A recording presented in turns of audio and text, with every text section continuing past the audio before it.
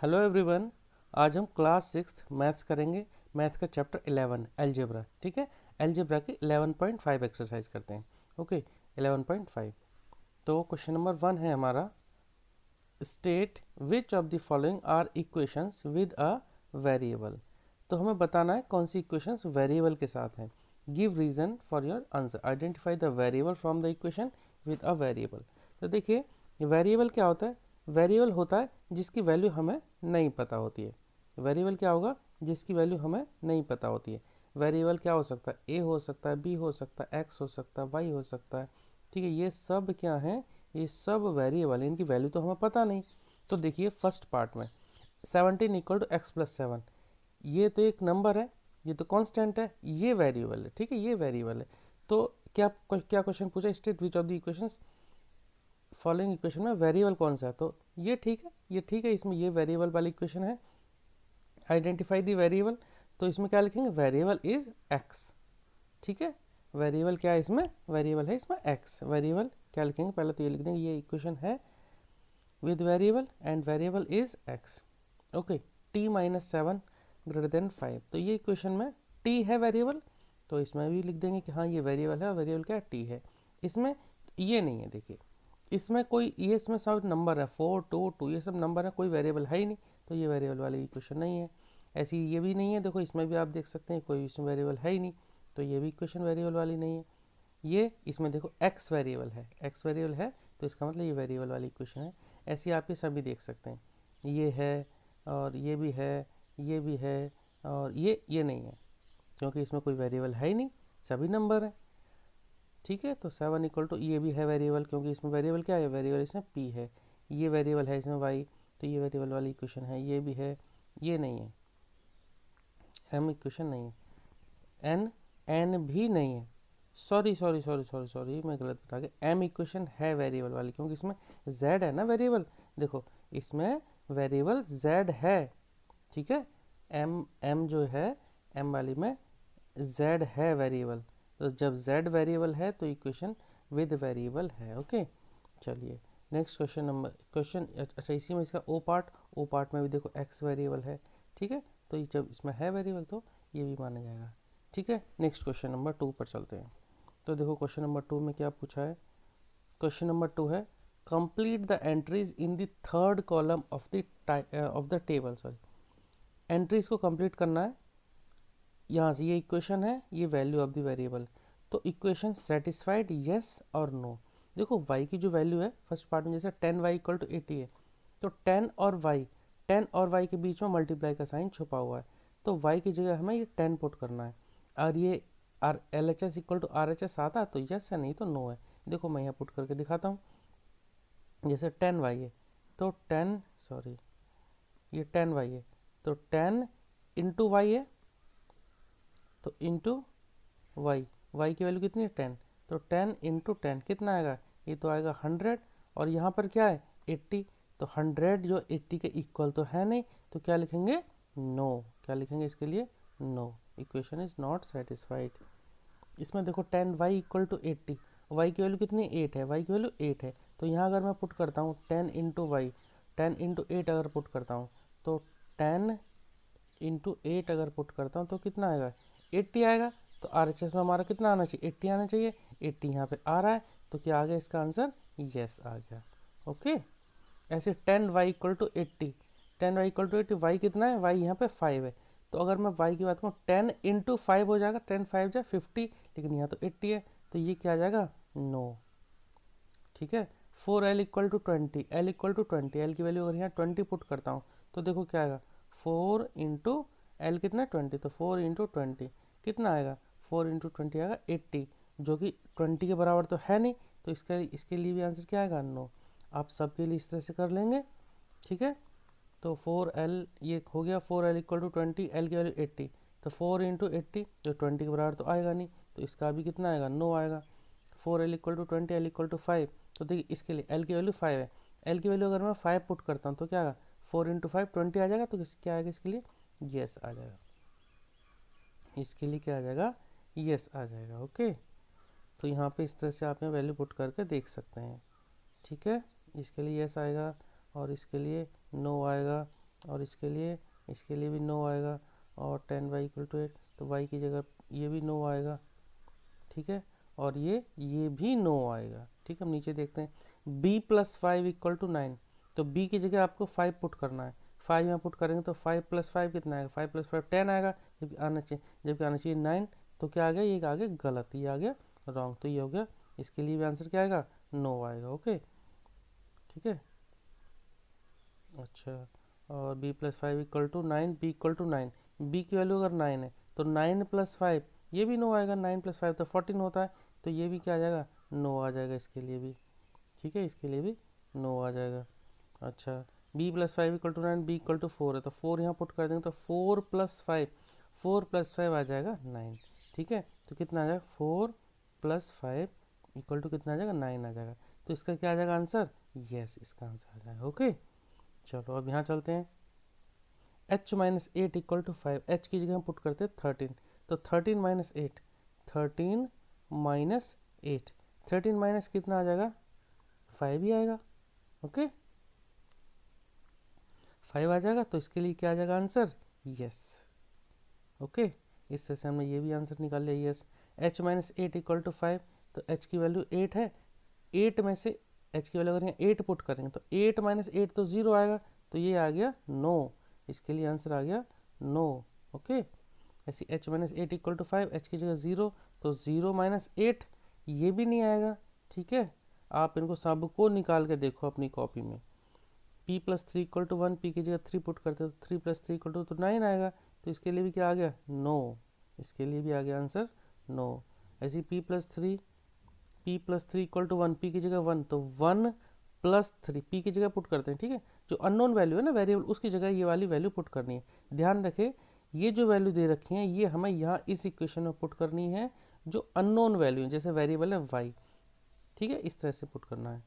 चलो अब ऐसी p प्लस 3 इक्वल टू 1, तो p इक्वल टू 0 है, तो 0 प्लस 0 ये तो नहीं आएगा, तो ये भी आंसर आ गया नो। ऐसी p plus 3 equal to 1, p equal to -1 plus 3 equal to 1, ये भी नो आएगा, और नीचे वाला -2 प्लस 3, -2 प्लस 3 देखो, -2 प्लस 3 ये आएगा आंसर हमारा 1, क्यों, एक माइनस का एक प्लस का है तो घटा देंगे, और वैल्यू किसकी आएगी, बड़ी की, तो बड़ा 3 है तो 3 पहले प्लस का साइन है तो प्लस का आ जाए, ठीक है, तो ये आ गया आंसर यस, ओके, ये यस आ गया, ठीक है। चलो अब चलते हैं क्वेश्चन नंबर 2 पर, ओके। क्वेश्चन नंबर 2, तो देखिए क्वेश्चन नंबर 2 में क्या करना है, pick out the solution from the values given in the bracket next to each of the equation, each equation. ये क्वेश्चन दे रखा है हमारा 5m इक्वल टू 60, ये वैल्यूज दे रखी हैं, इनमें से हम एक एक करके वैल्यू पुट करेंगे। पहले m की जगह 10 पुट करके देखो कितना आता है, फिर m की जगह 5 पुट करके देखो, 12 पुट करके देखो, 15 पुट करके देखो, तो जो LHS इक्वल टू RHS आ जाए that will be our answer, तो वो हमारा आंसर हो जाएगा। चलो मैं यहाँ पुट करके देखता हूँ, पहले m की जगह 10 पुट करता हूँ, तो 5 इंटू 10, 5 इंटू 10 कितना आएगा, 5 इंटू 10 आएगा 50, तो यहाँ तो आ रहा है 60, तो ये आंसर नहीं है। तो आगे देखते हैं, 5 को चेक करके देखते हैं, तो 5 इंटू 5, 5 इंटू 5, क्योंकि देखिए इन दोनों के बीच में कोई साइन नहीं है ना, तो कोई साइन नहीं है, मतलब यहाँ मल्टीप्लाई का साइन छुपा हुआ है, तो 5 इंटू एम, एम का मतलब है मैं यहाँ पे इसको m की जगह मिटा के यहाँ पे m की जो वैल्यू है ना वो यहाँ पुट कर देता हूँ। m की वैल्यू कितनी पुट करती है इस बार 5, तो 5 इंटू 5 कितना आएगा, 5 इंटू 5 आएगा 25, तो 25 लिख देते हैं। अब ये आया 25 जबकि आना चाहिए 60, तो ये भी नो आया। अच्छा 12 पुट करके देखते हैं इस बार, तो 5 इंटू 5 m है ना, तो m की जगह मैं 12 पुट करता हूँ, तो 5 इंटू 12 कितना आएगा, 5 12 जा 60, तो देखो यहाँ 60 है, यस, ये इसका आंसर हो गया। इसका आंसर क्या हो गया, m इक्वल टू आ गया हमारा आंसर 12, ठीक है। तो करेक्ट आंसर हमारा आया फर्स्ट पार्ट के लिए m इक्वल टू 12, क्योंकि 12 वैल्यू पुट करने पे आंसर आ रहा है हमारा RHS, 5 इंटू 12 कितना आ रहा है, 60 आ रहा है, और 60 आना चाहिए RHS में दे रखा है, तो m equal to 12 is the correct answer for part A, okay. ऐसे ही हम सेकंड बी पार्ट के लिए करेंगे, ठीक है, ऐसे सेकंड बी पार्ट के लिए करेंगे। n प्लस 12 है ना, मैं ये रब कर देता हूँ, पहले मैं ये रब कर देता हूँ, उसके बाद सेकंड पार्ट करेंगे।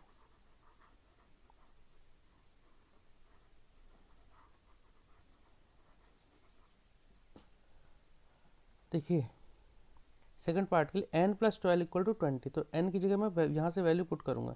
n की जगह पहले अगर मैं 12 पुट करता हूँ, अगर n इक्वल टू अगर मैं यहाँ 12 पुट करता हूँ, n इक्वल टू यहाँ लिख देता हूँ, n इक्वल टू पहले 12 पुट करता हूँ, तो इक्वेशन क्या आएगी 12 प्लस 12, 12 प्लस 12 कितना आ जाएगा, ये तो आएगा 24 आएगा, जबकि आंसर चाहिए हमें 20, तो ये इसका सॉल्यूशन नहीं है। तो क्या लिखें, no n equal to 12 is not the solution of the given equation.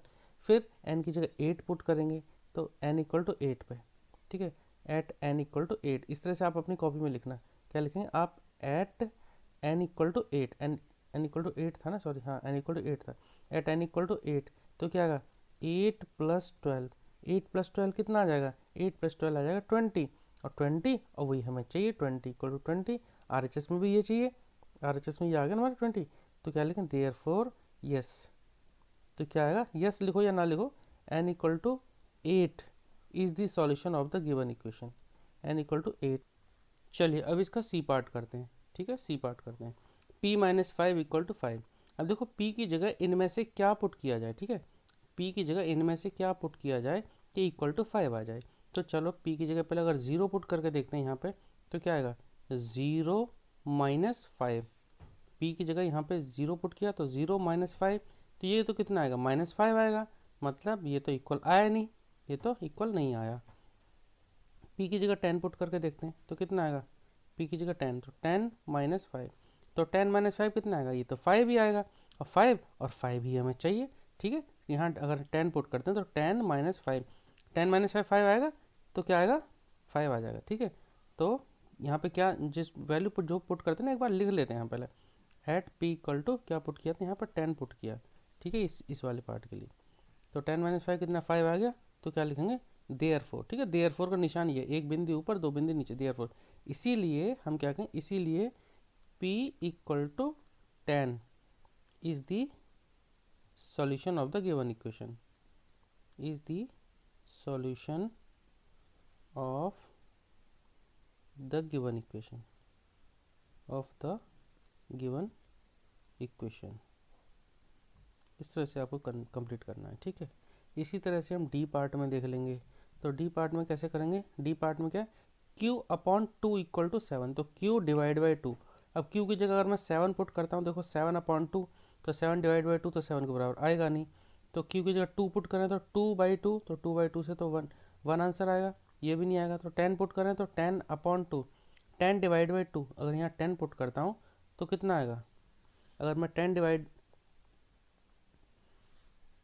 अगर यहाँ पे 10 पुट करो तो 10 डिवाइड बाई 2 तो 5 आएगा, 10 बाई 2 यानी 2 5 10, अगर यहाँ 14 पुट करते हैं, अगर यहाँ 14 पुट करते हैं, देखो एट q इक्वल टू 14, अगर यहाँ 14 पुट करते हो तो आंसर कितना आ जाता है, आंसर आ जाएगा 14 डिवाइड बाई 2 यानी 14 बाई 2 इक्वल टू 2 7 या 14 कट गया ना, तो 7 आ गया, और 7 ही हमें चाहिए, RHS में भी हमारा कितना, RHS में हमारा 7 है, तो देयरफॉर इसी तरह से लिखें, देयरफॉर क्या लिखें, therefore q equal to 14 is the solution of the given equation, okay, ठीक है। तो ये डी पार्ट हो गया आपका, ठीक है, एक बार रब कर देता हूँ मैं, फिर ई और एफ करते हैं, ठीक है, फिर करेंगे ई एंड एफ, ठीक है।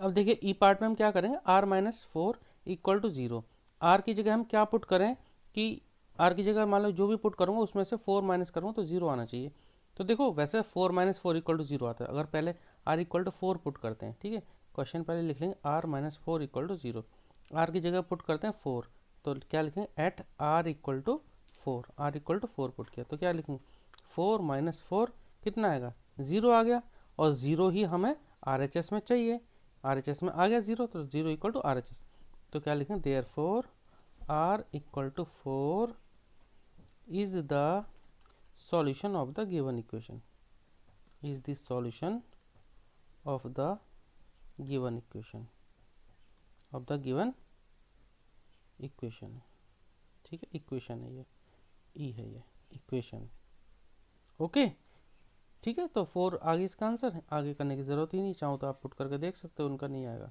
ठीक है। एफ करते हैं, ठीक है, अब एफ करते हैं, x plus 4 equal to 2, x plus 4 equal to 2, x की जगह क्या वैल्यू पुट करें कि आंसर हमारा आ जाए 2, ठीक है।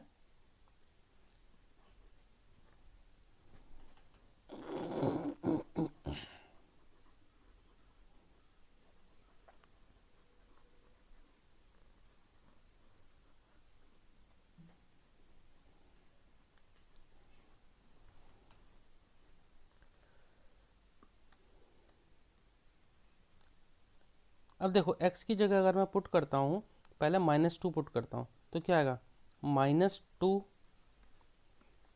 और x की जगह मैं -2 पुट करता हूँ पहले, तो -2 + 4, ये तो कितना आएगा, एक माइनस का है एक प्लस का है, तो घटा देंगे, 4 में से 2 गए तो 2 बचे, आंसर आएगा हमारा प्लस में, क्योंकि 4 बड़ा है तो 4 से पहले प्लस का, तो प्लस का 2। अब चाहिए तो हमें देखो आ रहा है ना, ये आ रहा है ना 2 + ही 2 चाहिए, तो x की जगह अगर हम -2 पुट करेंगे, अगर x की जगह अगर मैं -2 पुट करता हूँ तो आंसर कितना आएगा, -2 + 4 कितना आ गया, 2 आ गया, तो यही इसका सही आंसर आ गया। ठीक है, x की वैल्यू कितनी आ गई, x की वैल्यू -2 आ गई। ठीक है, हम इसी तरह से दूसरे तीसरे चौथे पुट करके देख सकते हैं, जो आंसर जिस वैल्यू पे पुट करने पर आंसर आता है वही इसका करेक्ट सॉल्यूशन होता है। ठीक है, चलो आप नेक्स्ट क्वेश्चन पे चलेंगे, क्वेश्चन नंबर 4 पे। ठीक है, क्वेश्चन नंबर 4 के लिए देखते हैं। देखो, complete the table and by inspection of the table find the solution to the equation m + 10 = 16। देखो, आंसर आना चाहिए हमारा कितना, 16, आंसर आना चाहिए हमारा 16। अब m की वैल्यू 1 है, m की वैल्यू 1 है, इस टेबल को कंप्लीट करने हैं हर एक वैल्यू को पुट करके। अगर m + 10, m की जगह मैं पहले 1 पुट करता हूँ, m की जगह 1 पुट करता हूँ, तो 1 + 10 कितना आएगा, ये तो आएगा 11। ऐसे एक बार 2 पुट करता हूँ तो 2 + 10 कितना आएगा, 12 आएगा।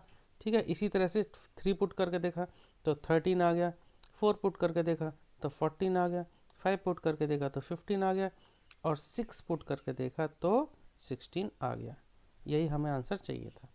क्या यही टेबल पहले तो टेबल कंप्लीट करनी थी, उसके बाद हमें ये पता करना था कि m की वैल्यू क्या होगी। तो m की वैल्यू 6 रखने पे 16 आ रही है, तो m = 6 is the correct answer.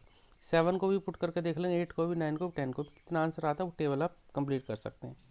ठीक है, अब चलते हैं पार्ट बी पर, 4 का पार्ट बी। देखिए, 4 के बी पार्ट में क्या करना है, complete the table and by inspection of the table find the solution. अब देखो ये भी उसी तरह का है, यहाँ 5 × t, देखो 5t का मतलब 5 और t मल्टीप्लाई हो रहे हैं, 5t = 35।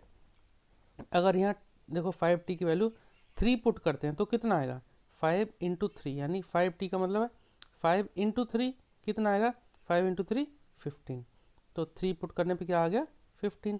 4 पुट करने पे क्या आएगा, 5 × 4, 5 4 जा 20 आएगा, 5 × 5 25 आएगा, 5 × 6 30 आएगा, 5 × 7 35 आ जाएगा। तो सही आंसर हमारा कितना आ गया, यही आ गया, क्योंकि हमें क्या चाहिए था, हमें चाहिए था 35। तो 5 × 7, तो t की वैल्यू क्या आनी चाहिए, t की वैल्यू आनी चाहिए 7, तो t = 7 is the correct answer. Okay, आगे चलें, चलो आगे चलते हैं। अच्छा, ऐसी 8 9 10 11 पुट करके आप कंप्लीट कर सकते हैं टेबल। चलो ऐसे सी वाले में देखो, complete the table and find the solution of the equation क्या लिखा है, ये z / 3। ठीक है, z / 3, z / 3 दे रखा है, z / 3 वैल्यू कितनी आनी चाहिए इसकी, z / 3 की वैल्यू आनी चाहिए 4। अब z की जगह क्या पुट किया जाए, अगर z की जगह 8 पुट करते हैं तो देखो z / 3, जैसे 8 / 3, जब 8 को डिवाइड बाई 3 करेंगे ना, 8 को जब डिवाइड बाई 3 करोगे तो देखो 8 को जब 3 से डिवाइड करेंगे तो इस तरह से 8 लिखा, 3 3 2 जा 6, कितना बचा, 2 बचा, तो आंसर कितना आ गया, सबसे ऊपर वाला हम पहले लिखते हैं और सबसे नीचे वाला सबसे ऊपर, 2/3। तो z डिवाइड बाई 3 को क्या लिख सकते हैं, 2/3। ऐसे ही 9 से डिवाइड किया तो 9/3 कितना हो जाएगा, 3 हो जाएगा। 10/3 कितना होगा, 3 1/3। 11 को भी ऐसे चेक करके देखेंगे, ठीक है, 12 को भी ऐसे चेक करके देखेंगे, आंसर आना चाहिए हमारा कितना, 4। तो देखो 12 को अगर हम पुट करके देखते हैं यहाँ पे, 12 को अगर यहाँ पुट करके देखते हैं तो कितना आएगा, 12/3। तो 3 की टेबल में तो आता है ना 12, तो 3 4 जा 12, आंसर वुड बी 4। तो 12 पुट करने पे कितना आंसर आया, 4। तो यही हमारा करेक्ट सॉल्यूशन हो गया। क्या आ गया, z = 4। क्या लिखेंगे, z = 4 is the solution of the given equation. ठीक है, आप ऐसे 13 14 15 16 पुट करके निकाल सकते हैं आंसर।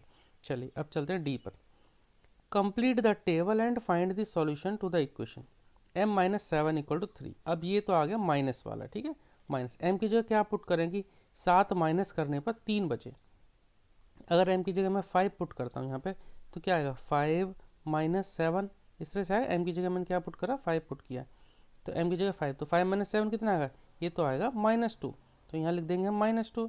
ऐसे यहाँ पे 6 पुट करें तो 6 - 7 कितना आएगा -1, 7 - 7 0, 8 पुट किया तो 8 - 7 1, 9 पुट किया 9 - 7 2, और 10 - 7 कितना आएगा 3। यही तो हमें चाहिए, क्योंकि आंसर हमारा क्या है RHS वाला देखें 3 आना चाहिए। तो m की वैल्यू कितनी होनी चाहिए, m की वैल्यू होनी चाहिए 10, 10 - 7 कितना आ गया 3, ठीक है। तो m की वैल्यू 10। इसी तरह से आप इनको भी निकाल सकते हैं, ठीक है। चलो ये तो आप कर लेना बाकी, ठीक है। इसका आंसर कितना आ गया 10। चलिए अब question number 5, solve the following riddles. Solve the following riddles. You may yourself construct such riddles. अच्छा, who am I? Go round a square, counting every corner, thrice and no more. Add the count to me to get exactly 34. चलो आप ये आपके लिए homework है, आप ये riddle solve करके मुझे बताना, ठीक है। ये रिडल आप सॉल्व करके मुझे बताना। चलो ये तो आपका कंप्लीट चैप्टर हो गया। अब इसमें अगर आपको किसी को भी किसी भी एक्सरसाइज में कोई डाउट रहता है तो आप मुझसे पूछ सकते हैं। Okay, thank you.